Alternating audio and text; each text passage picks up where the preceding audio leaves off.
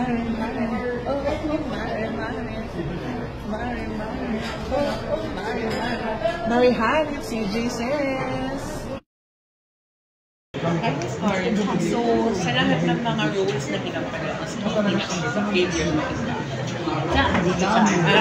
Any movies? My siyempre ang number one ko talaga would be John and Julia. Oh my God. And then, ang masasabi kong second dito. Oh, that's so exciting. So, something to look forward to. So, paano kung masasabi na magugustuhan siya ng mga actors? Especially the Becky. Oo, kasi parang hindi ko nakita si Carlo. Oh, Nakita ko lang yung bubay.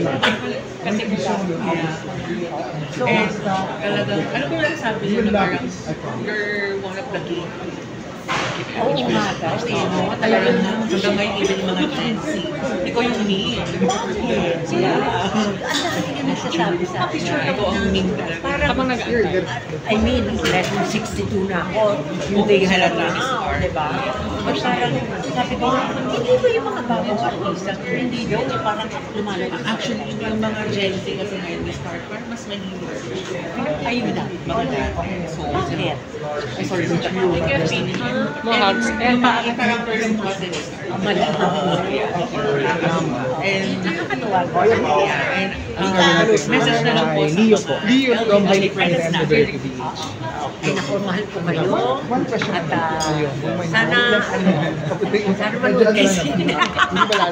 Yeah, manunod po yung I-support nyo ako, Day. My God. Then, please invite na lang po. Sa August 20, imitahin nyo lahat ang nanay nyo, tatay nyo, buong pamilya. Nako, panoorin nyo itong pelikula ko sapagkat ito ay puno-puno ng pag-ibig na talaga namang napaproud ako. Even I am a Christian, I am so proud for this program. Thank you, Leo. Please do watch it, parang awan na. Thank you, Miss Karen. Thank you too. Okay. Excited ako sa video mo. Hi guys, so this is CJ of CJ Says and I'm with Kuya Dave. So Kuya Dave, first question, I'm glad that you're doing another movie and it's a full circle moment for me kasi fan ako ng yung wristwatch MFA. So, three times na siyang pinanood and kinikilig pa rin ako. And masakit. Masakit. Then, maganda naman yung ending. So, how does it feel po na parang balik lang Sir Tolo? How does it feel? I was very excited. CJ, ni-request ko talaga na siya. Well, total, binanggit ko na. Galing din ako sa pelikula din. Kaya gusto makasama na siya. Siguro naman ikaw naman. Ikaw na nga nagsabi ng effective yung Favorite, isa sa mga pinakamagandang MMK yung wristwatch. So, nasa memorable sa akin si kasi yun ang second show dito ng ano so maganda talaga yun at saka yung tante natin very sensitive din kasi sa tao yung pagkakaroon na committed kaya very excited and very happy na tinanggap ito sabi nga niya salamat na siya hindi papasalamat ako dyan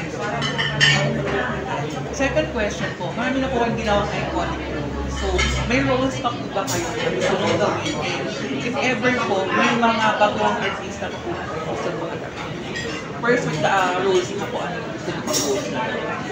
nasa role again ko yung si Jay parang isip ko yung sinasabi niya ano gusto ko pang gawin ulat ako na minsan siguro hindi ko alam kung sino yung naggagawa nila.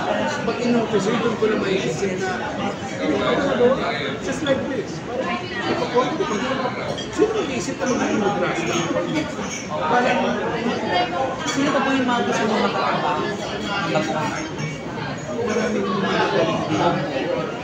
At marami. Hindi ako makapagsalita. Basta gusto ko lang yung mapatid. And last na po, kung may mamingit kayong real life modrasa, of course marami yan. Ano po yung magiging message sa kanila?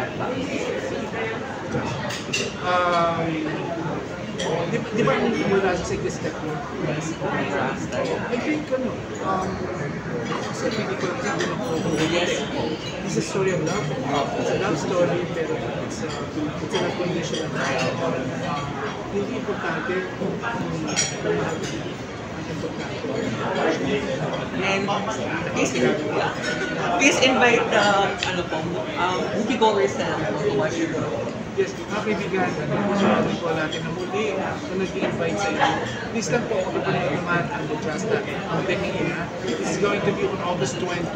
Sana po sabay-sabay tayo manood lahat sa first day para ma-experience natin at paramdaman ang gusto namin sa akin. Thank you po, CJ. Salamat. Thank you po, Kuya. Okay, na naman kayo.